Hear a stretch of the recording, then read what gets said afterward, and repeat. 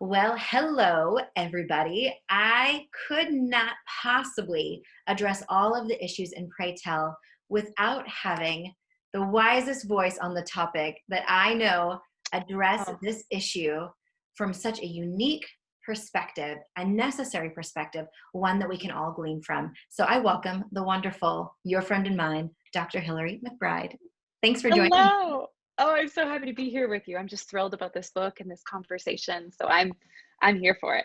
Oh, I am thrilled to have your voice in the book. You really helped Mm, instruct a chapter that needed some polishing and needed some insight. And that is what I'm excited to have you share with everyone who is diving into this issue because, as you know, as I know, this issue affects everyone, it affects every system we mm, find ourselves in, this mhm, imbalance of power and how mhm, women are uniquely punished in an imbalance of power and taken yeah, advantage of. So when we think about sexual harassment and abuse and how it impacts the body and how it can mhm, lead to disjointed responses. I want you to speak on that. And the the specific experience that I am thinking of is when I was watching the Senate confirmation hearings for Brett Kavanaugh, yes, and yep, Dr. Kristen Blasey Ford was accused of changing the story and just out for fame when she never intended to speak up. She intended to have a mhm, letter written, put in his file, and the news gets hold of it. And here she is in front of the world sharing the most painful details of her adolescence. And she had some very disjointed responses, and people went to town on her mhm, because of that. So I'd love for you to speak mhm, to how trauma impacts our nervous system and how it affects our responses. mhm. To be able to understand this best, we need to really pull apart this idea that we are thinkers first, that Mm. we are thinking beings who kind of carry around a body, who carry around a nervous system, because the way that we're actually built is to be a body that produces thoughts. From the thoughts are actually, when we realize it, kind of the dumping ground of what our nervous system is doing. And that really flies in the face of this paradigm that we have, that we are logical and reliable, and that our memories are encoded in a very specific way, and that they're intact and can't change, can't be adapted. But our nervous system, when we think about us from the ground up as humans, from the bottom up, we see that our nervous system is this programming that's running on the background constantly to keep us safe. And that there are these things that start to happen if we detect that we are unsafe, if we are being threatened, if there is something that is not okay, even if it's perceived, even if it's remembered. If our nervous system is detecting, we call this neuroception, that something is off, a whole process starts to unfold, and it changes how we distribute blood flow. It changes how we encode memory. It changes how we pay attention to information in the environment. For any of us who've been in a situation that's felt threatening, you can imagine, I'll try to pick something that's fairly kind of innocuous, but if we're in the woods and we hear a rustling in the bush and we think, is there a wild animal? Or in that moment, you are not paying attention to the very unique way that the light is streaming through the trees. In Mm. that moment, your brain gets laser focused on what the threat could be. But as we see the activation increase, right? So we notice the threats, it change, everything's changing in our body to help us respond to the threats in the situation. If we cannot get away, or if the activation continues to increase, our nervous system again changes how we're responding, and things start to fragment, things start to pull apart. And that changes again how memory is encoded.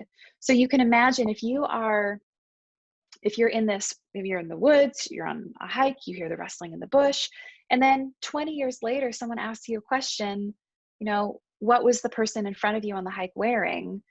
You're probably not going to remember it the same way that you would remember which direction did the rustling come from Yeah. and what did you think was happening in the bushes. So our brain starts to prioritize giving attention to the things that are most threatening, most scary, and it starts to fog up some of the things that seem irrelevant. But at the same time, because our brain in that moment is really interested in processing and encoding some sensory details, every once in a while, something kind of random gets thrown into the mix and something seemingly important gets left out. It's like this whole jumble of things, and everything gets kind of disorganized.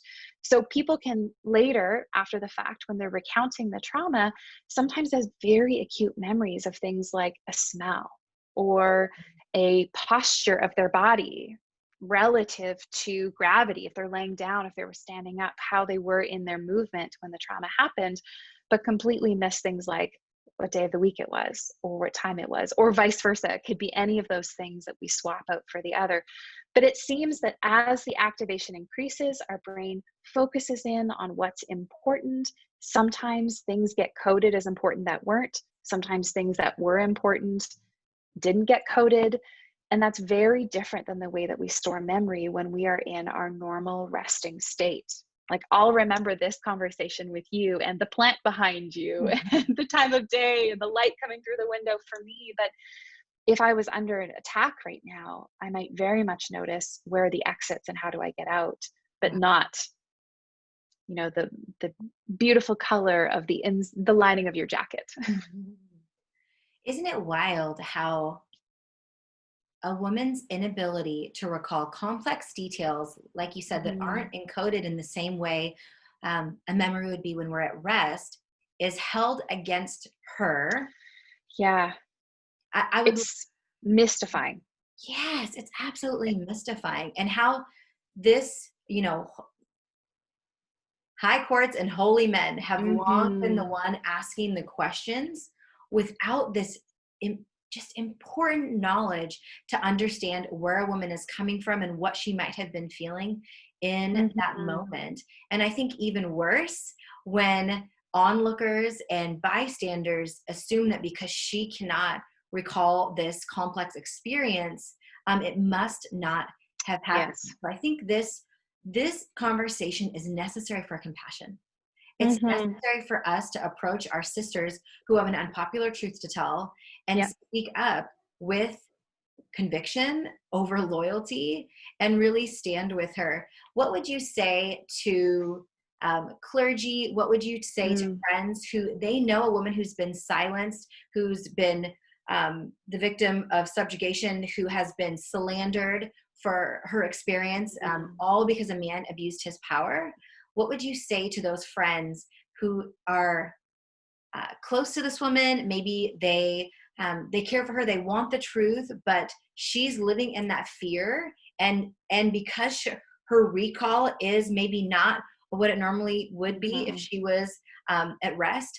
How could we walk alongside a woman now that we know this? Once we get this information, what's our next move? Yeah.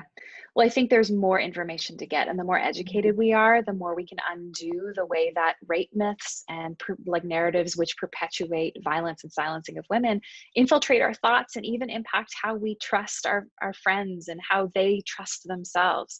So the more educated we can get on the neurophysiology of the traumatic stress response, which is like what happens in our body when we're overwhelmed and how memory storage and perception changes, the more that we can stand confidently behind a person, knowing that the way that their fragmented story comes through is not the exclusion of does not exclude them from being credible, but actually might in fact verify the degree to which they're holding trauma, the degree to the severity and the impact of being victimized in this way has touched them, has shaped them. So getting more educated, reading more literature about trauma can be helpful, because then we can say back to those people, I believe you. Yeah. And here's why I believe you. And this is what might be this might be what's happening for you. And even if you feel confused, I'm not confused. This makes a lot of sense. Even if it's all feeling jumbled inside, it makes sense that it's feeling jumbled. Yeah. And then supporting people to get that literature and get that care themselves. I know lots of people who start to have a reorganization or reintegration of their traumatic memories after doing trauma processing, that when they're in the care of a competent professional, that the nervous system tends to organize itself. And sometimes that creates the confidence to say, okay, now I want to go and tell the truth. And now I want to speak up and I want to report what happened to me, because there's this sense of, I've got a better handle on myself. So sometimes as peers or clergy, what we need to say to people is, I'm going to put you in the competent hands of a professional. And too often in faith spaces, we assume that if we just love people well, that it's going to help their trauma heal. And we wouldn't actually ever do that with any other part of the nervous system. We wouldn't do that, if someone was having a heart attack, like we'll just listen to you and that will be enough. We'll just pray for you and that will be enough. Like, I think there is something about saying, we're going to get you connected to people who can actually help this part of you heal. And then I think, as you do so well in this book, we say, I believe you, I stand with you, and we make our words a lived reality. So we show up with a person to a trial. We go to a reporting meeting. We ask them how it went after. We support them beforehand. And instead of a person feeling like not only were they alone in their trauma, but they're alone in having to now seek justice for it, we can say the proof that the trauma is over is that you are not alone anymore. And you can know that you are not alone because I am with you and I will accompany you every single step of the way. Girl, now that is the moral arc bending toward justice. When you think of the first century and how a woman's testimony held no weight in her time, Right. and then Right. everything you just talked about, not only do I believe you, let's get the help you need. Like, if that is not redemption, I don't know what is. That is so well said. Oh, thank you so much for sharing that. I just got goosebumps all over. It's so necessary. I think Oh, I yeah. want to hit on what you said about in faith context, how we often will pet her hair and tell her, oh, we're just going to love you. You need to get over this. Or my personal favorite, we say she's crazy. We say she's crazy because she cannot share the story in a way that is advantageous for the perpetrator, or perhaps it makes the shiny veneer of those who are in charge look real bad. And I think that moment of, not only do we believe you, not only is this an unpopular truth, not only we see that your inability to coherently share these thoughts is actually indication of your trauma, and let's get you the help you need. That's the kingdom. That is the most It is. player part. There's one other piece in that I think is hard, as we start to grapple with some of the stuff that you are writing about in your book, is as we become people who are like, speak up, tell the truth, it also could become hard for us when there are women who are not ready to, and we feel like we have to punish them or judge them for their inability to go report. And so it can be really important for us to, again, respect the survivor's choices. Their choices to get help, to tell the truth, to take all the time that they need to ready themselves. If it takes 5 years, that's okay. That gets to be their choice. And one of the things that we think about most when we're thinking about what defines healing for trauma, it's a corrective experience. It's our ability to say the very conditions under which the trauma occurred get to be, they're over. And then the conditions which were missing when the trauma occurred get to be created here. So if what happened in the trauma was voiceless and powerlessness, to heal, we need to experience voice and power. And that includes deciding how we access healing, who we tell, the way we tell, how long it takes for us to tell, and what it will take for us to be ready to tell. And so it can be so exciting as we are getting energized about being like, we're going to change our communities. And sometimes that mission can overtake the rights of the person who is the survivor. And so I just want to center again that women deserve to be believed, including in their ability to say, I need more time. I'm not ready yet. And I think how sweet when she is in a place of healing and wholeness and redemption, to be able to be like, then I'm ready. In my own journey of speaking truth to power, and I wasn't believed out the gate.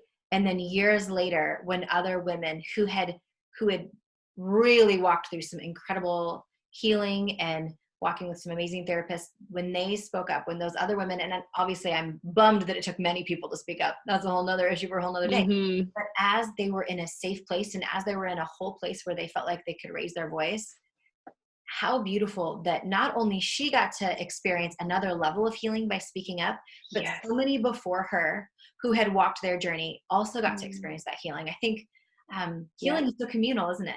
I think we sometimes forget just how beautiful it is. But I love what you said. We can listen and be patient, because it's not about us. It's not about us.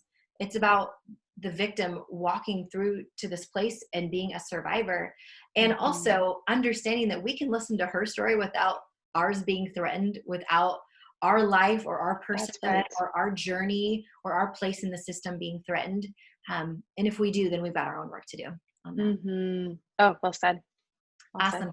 Any closing words or things to mull on for us as we walk through Ugh. this process of listening and elevating a woman's place in power? Oh gosh. Well, I mean, I think that there are these interpersonal pieces. What do we say to a friend? But I felt this invitation in reading your book too, to remind us that there are systemic pieces that need to be addressed. And although we might be able to say the right thing to a friend, if we are not also working at dismantling systems of power, which are marginalizing women, which are particularly women of color, if we are not looking at the way that women's bodies are continually sexually objectified and how that is silenced and dismissed within our faith communities, we need to be doing better, right? It's so good for us to show up to our friends, but we also need to be creating cultures where this doesn't happen in the first place. And Yeah. so whether you know someone who's disclosed to you or not, we all have a role in doing something.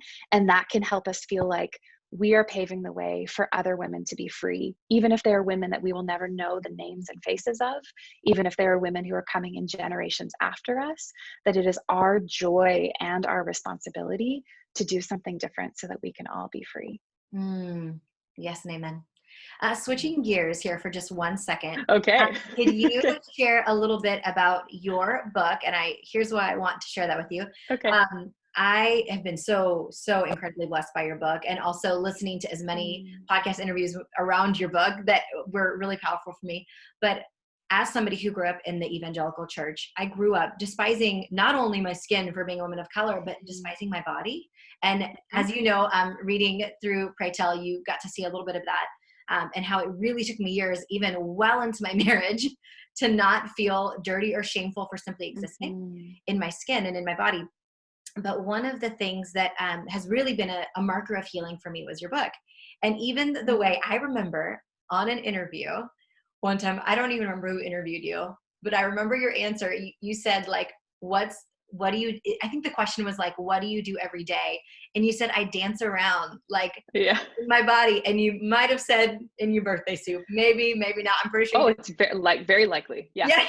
Yeah. And I just was like, oh my gosh, that's not a bad thing. Like this Oh, wow. beautiful. And so embodying my spirit, my mind, and it was Ah, incredibly instrumental in approaching Pray Tell and writing through these ideas mm, of bodies being dirty and bodies mm, um, being deserving of dirty things happening to them. And so would you just mhm, share a little bit about your book? And there's going to be information in this mm. conference, I believe right below this video, to purchase Hillary's book and support her work. So would you share Oh, about that? thanks, Just, Tiffany. girl, That's you very know. generous of you. So my first book is called Mothers, Daughters, and Body Image, and it's not just for moms. It's really about this intergenerational narrative that we pass between us as women about bodies, and a reclaiming of our bodies being good. We don't have enough narratives culturally about us as women being able to love and appreciate our bodies as is. And when I'm saying bodies, I'm not actually just talking about appearance. I'm talking about what it means to be a body, to be in movement, to be a cultured body, to have pain, to age, to notice our body changing, but also to feel intuition and emotion and sensuality and pleasure. So we don't have enough stories about how to do that as women. And so I did some research as part of my master's, and then published that research in a way to hopefully add in another story to our culture and cultural narrative, to say, not only is it possible for us to love our bodies, but we can do that together, and we can be part of changing the scripts around being in our bodies by how we move, by how we live, by how we talk, by how we relate. And I think it's an important piece to integrate in with your book, Tiffany, because when we are embodied, when we are in ourselves, and we understand that we are more than an object for somebody else to desire or use, even to understand that our body is not just an appearance that someone else can evaluate and affirm, it makes us a lot more resilient to other people in the way that they try to grab power by commenting on our body or affirming our body.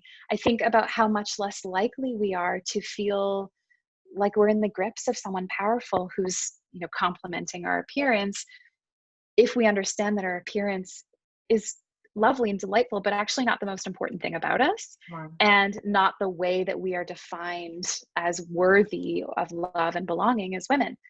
So I'm really interested in having a conversation that is not just about how do we be okay with our appearance, but how do we re-inhabit our bodily selves, I think, as a prevention around not only eating disorders, but the way that we are sexualized by our culture. In fact, one of the things that has shown up in the research around embodiment and body image, some of this is included in the book as well, is that the more inhabiting of our body we are, instead of just seeing our bodies from the outside, really living through our body, the more we're able to see through messages that sexualize us, the more we're able to stand up and resist those, because we can call them out. We're not living, swimming in that water so much. And then I've got another book coming out soon called This Is My Body, which is about how it's for all humans, but really this looking at things like trauma and pain and emotion and body image and sensuality, sexuality, and spirituality. How do we be a body in a world that has asked us to not be a body? How do we be a body in a way where we get to stay in ourselves, especially in these contexts where, right, like I'm thinking about the stories in your book where so many people are invited into a sense of their bodies being unsafe because of how they're treated and touched by other people. How do we come back when our bodies have been unsafe to us and have been made unsafe by people in power? So I hope that there's more body conversations to be had, and that will be like this nice adjunct piece to the work that you're doing, and create this new story for us as bodily selves. Absolutely. There's so much to reclaim. There's so much to reclaim. And I feel like so much of your work for me, and I know for thousands of others, I feel like my chest has just opened up and I've just been able to, all this shame that we've held, whether we have inherited it from our church culture or just mainstream culture, wherever from this society that's been architected to demonize and fetishize women's bodies, to just reclaim all that's been taken and lost. It's just, it's powerful, it's sacred, it's holy, and it's necessary. And I'm so thankful you're leading the way. Thank you, Hillary, for joining me. It is such a joy to hear anything you say. I could listen to you read a Target receipt, quite frankly. Oh my gosh. We'll have to schedule that sometime. Just like if you're having trouble falling asleep. Just a voice memo. You're like, okay. I got the baby carrots and some ranch. And it'd be good. Thank you again for joining me. You're the best there ever was. Mwah.